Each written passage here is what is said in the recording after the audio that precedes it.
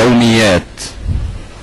حين كتبت قصيدة حب قام الشيخ الصالح يخطب، شعرك هرطقة ودعارة. حين كتبت قصيدة وطني قال محقق أمن الدولة، شعرك تحريض وإثارة. حين هجوت جهالة قومي قام الناس برجم قصيدي، هتفوا ضدي كيف تخون تراث بلادك، إن جهالة قومك فيها تاريخ وحضارة.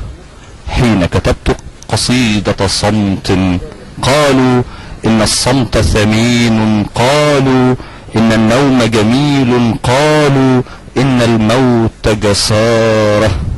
ماذا أكتب في أغنيتي وأنا لا أعرف كيف أداهن شيخي، كيف أمارس سلطة، كيف أجاري الرأي العام؟ فماذا أكتب في أغنيتي غير أنين مر يسخط كل نفاق وحقارة؟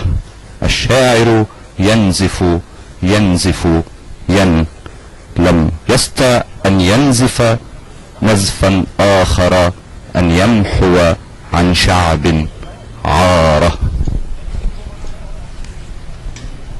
اللوحة. أحضرت اللوحة والألوان ورسمت الصورة أملأها بلهيب من روح الفنان. الصورة باحت كل فنون البوح وباحت أسفا ممزوجا بهوان. ليل متشح بسواد في قسوة عربدة وحداد، عربيد تتبعه عربيدة. الشمس بعيدة والكون خراب. الناس أراهم لم يعجبهم عري الواقع، لم يعجبهم هذا الكون المفعم بالأحزان.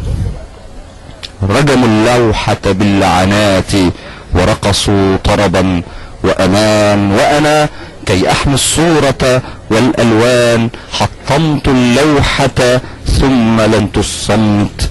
فالصمت مباح في وطن يتعلم فيه الطفل عقوق الكلمة. زنديق من يتعلم فن البوح، والقديس الملهم من ينطق كلمات نفاق. وأنا لا أعرف حرفا من قاموس نفاق الكلمة، لكن أعرف كيف يكون بيان الصمت. عبق. من كان بلا خطأ منكم فليرجمني، وليشرب نخب دمائي متكئا فوقي، وليحرق كل قصائد شعري الصاعد في هذا الصمت المطبق حولي، عبقا ممزوجا بحروفي. هل تستنشق هذا العبق المتأود؟ هل تتنفس حرفي؟ خالد البوهي، عضو اتحاد كتاب